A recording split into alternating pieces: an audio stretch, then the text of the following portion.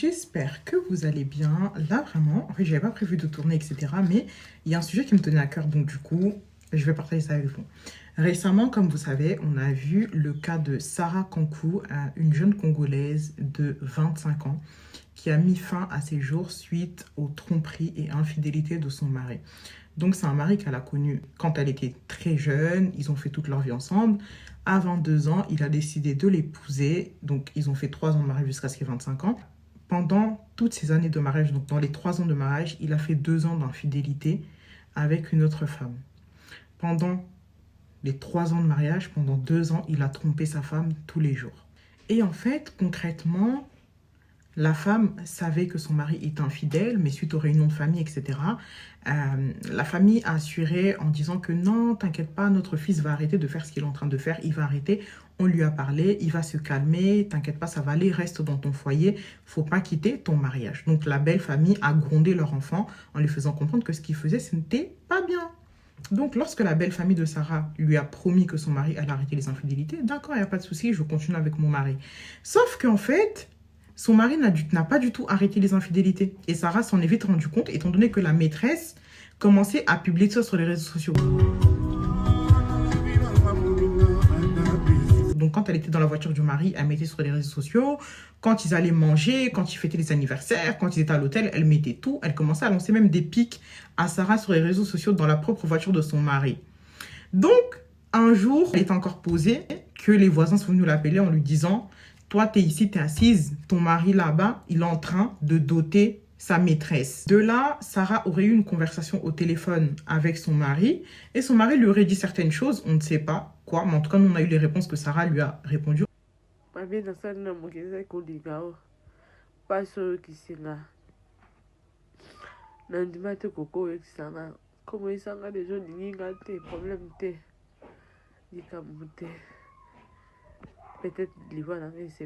En lui disant, comme tu ne veux plus de moi, la seule erreur que j'ai faite dans ma vie, c'est de t'aimer, etc. Je pars avec le cœur blessé, je pars avec le cœur lourd.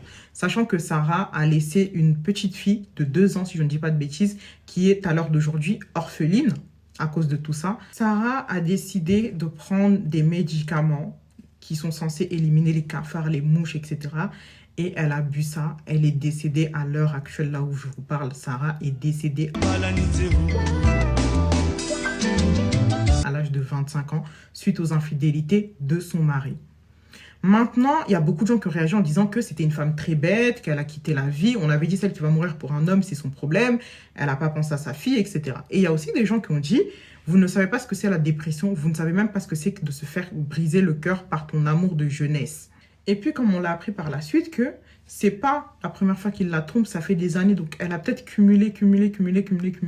Et là, la présentation, la dot que son mari allait faire, c'était la goutte de trop. Et elle a décidé de prendre ces décisions-là, de mettre fin à ses jours parce qu'elle ne supportait plus. Mais moi, ce qui m'a interpellée, c'est qu'à un certain moment, Sarah, elle a dit qu'elle ne pouvait pas rentrer chez elle parce qu'elle ne voulait pas être la risée de tout le monde. Donc, elle ne voulait pas qu'on la pointe du doigt sous prétexte que son mariage a été, on va dire, un échec.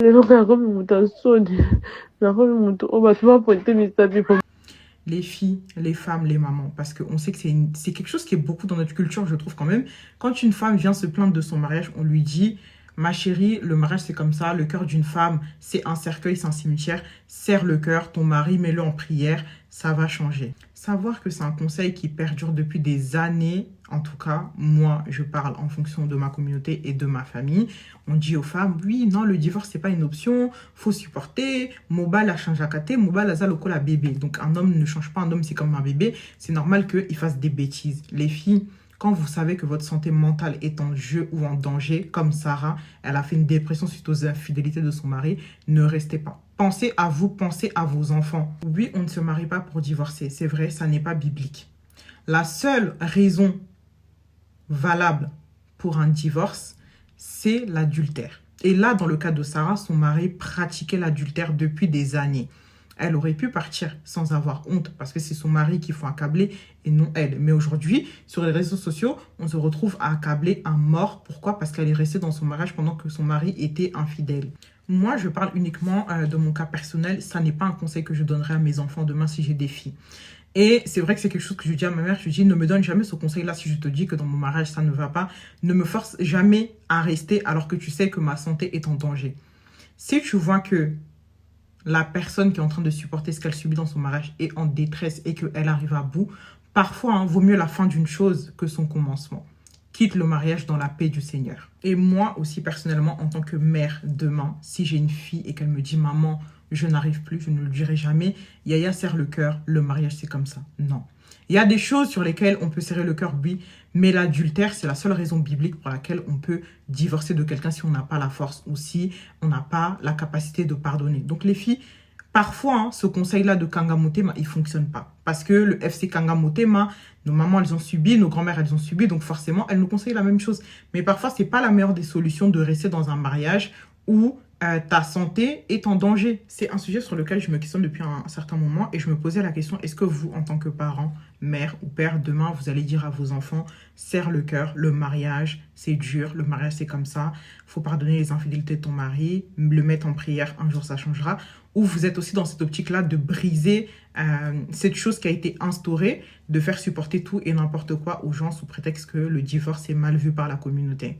Et c'est vrai que dans un élan de solidarité suite au décès de Sarah Kankou, beaucoup de femmes se sont mises à dire en fait que le FC Kanga Motema, il faut que ça cesse. Il faut que ce genre de conseil-là s'arrête. Il faut que ce genre de relation où on supporte tout et n'importe quoi, en parlant surtout de l'infidélité, s'arrête parce que vraiment, ça nuit à la santé mentale. Et étant donné que la santé mentale, c'est un sujet qui n'est pas encore assez développé dans certains pays ou certaines communautés, bah, c'est pas pris au sérieux. Aujourd'hui, la grande sœur de Sarah l'a dit de sa propre bouche en disant que sa sœur n'est pas décédée à cause d'un mari, mais elle est décédée tout simplement à cause de la dépression. Pour elle, le mariage, c'était la réponse à sa prière. Elle n'a pas envisagé qu'au cours à niveau, on a seulement 3 ans. Elle est tombée dans la dépression. Donc les femmes, parce que je m'adresse principalement à elles, faites très attention à votre santé mentale, il n'y a pas de prix.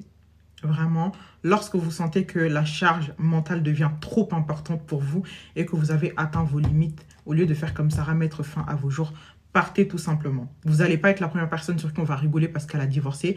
Vous n'allez pas être la première personne à qui on va pointer du doigt. Chacun son tour dans le monde, comme on dit. Bref, en tout cas, voilà. Si jamais cette vidéo t'a plu, n'hésite pas à t'abonner, à liker et activer la cloche de notification. Comme ça, à chaque fois que j'aurai des petits sujets de réflexion, on va partager ça ensemble. Et aussi, je partage régulièrement l'actualité. Donc voilà, je vous laisse et je vous fais plein de bisous. Prenez soin de vous.